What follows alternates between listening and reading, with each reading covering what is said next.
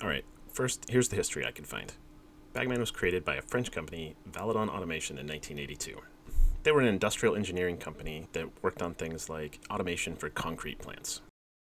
With arcades taking off in the 70s, they got into creating parts for arcade machines as well. After doing that for a while, they decided also to dip into creating games for themselves. Their first game, Millpack, was a Centipede clone. In fact, not really just a clone, they just took a Centipede motherboard, scrubbed it for parts, and repackaged it as their own. At least that's what it looks like, and they got sued by Atari for that. At that point, they decided to actually create something of their own, and what they created was Bagman, known as the first French video game. Probably in no small part because they were industry outsiders and didn't have a lot of experience. They did a few things with Bagman that other games just weren't doing at the time.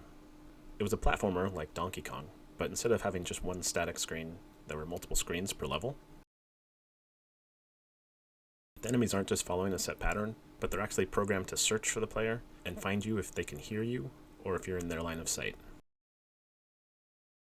It also has an interactive environment, taking elevators up or taking a ride in the minecarts, which makes you faster and prevents the guards from killing you.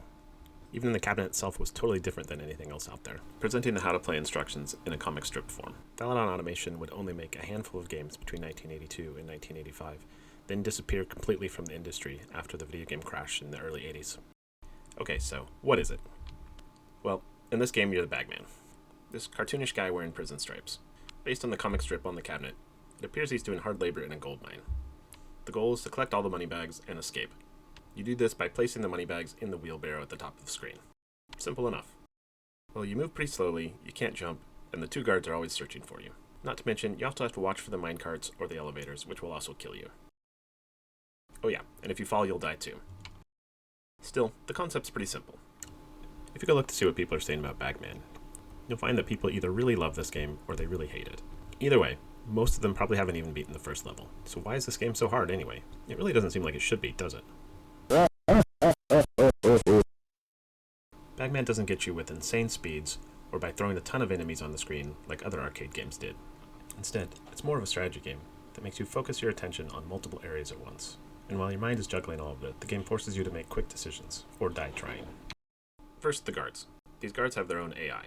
They can hear you moving around the screen, and also if you're in their line of sight, they'll converge on you. That in itself wouldn't be such a big deal if it weren't for the multiple screens. They can see you from other screens, and they're still trying to get to you. It means you have to know where they are even when they're off screen.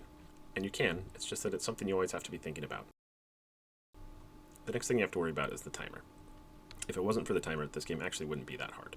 A lot of people think this game would be more fun without a timer. I don't really agree with that, but it certainly would be easier.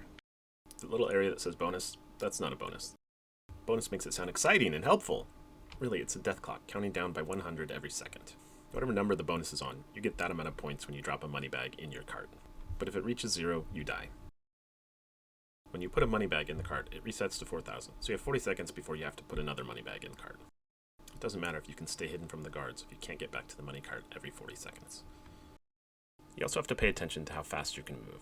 The guards won't run any faster than you if you're unencumbered, but if you're carrying around money bags, it's going to slow you down. The blue one slows you down even more, and you're slowed down even further if you're going up a ladder. Okay, so why am I bringing up Bagman anyway? Bagman was one of my favorite arcade games as a kid, but like many others, I never got past the first level. Not every arcade I went to even had Bagman, but everyone that did, I always played, and I always left in disappointment.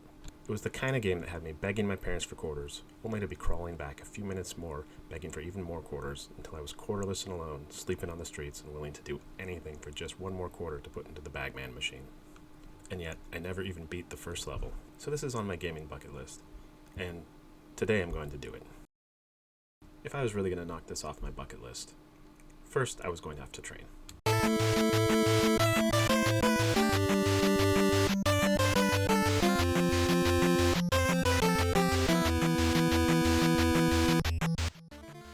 First, I needed to practice with the minecarts. It's not that hard, but it requires precise timing. Drop too early or too late and you die. Also, you can exit minecart in any direction, but if you exit in the direction it's headed, it will run over you as soon as you exit. I did this a lot too. So just make sure to always exit in the opposite direction the minecart's going, or, even better, up or down a ladder.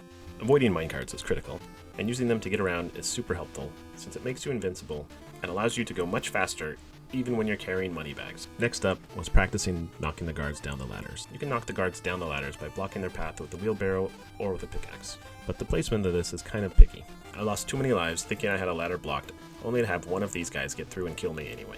Also, knocking them down a ladder is the best way to knock them out. When knocked out, the guard's only stunned for a short time, so the long fall before being knocked out gains me valuable seconds I'll need to use in my money-grabbing exploits. So I started practicing the ways I could stun the guards too. Whacking them with a pickaxe point blank will do it, but will also remove the pickaxe, so I tried to do this only as a last resort.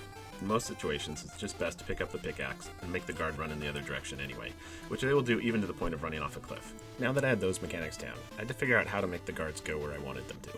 On the first screen, there's a few helpful spots that you can hide from the guards. If they don't see you, and they can't hear you, they usually turn right around and go back to the other screen.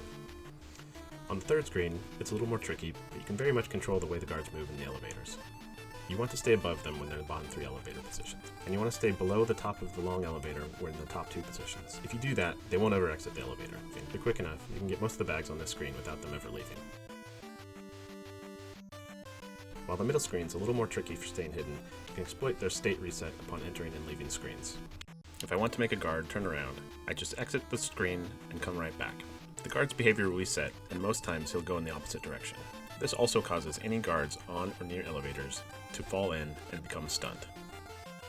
Once I had all of that down, it was just a matter of concentration. I could freely move throughout the level without having to worry about the guards getting me. And all I had to do is remember to drop a money bag in the cart every 40 seconds. If I wanted to take some pressure off, I could stash some money bags around the wheelbarrow to drop in if time was running low. So, suffice to say, it wasn't easy, but it's certainly not impossible, and I think anybody can do it using this strategy. For decades of abject failure, I was finally able to cross this item off my gaming bucket list.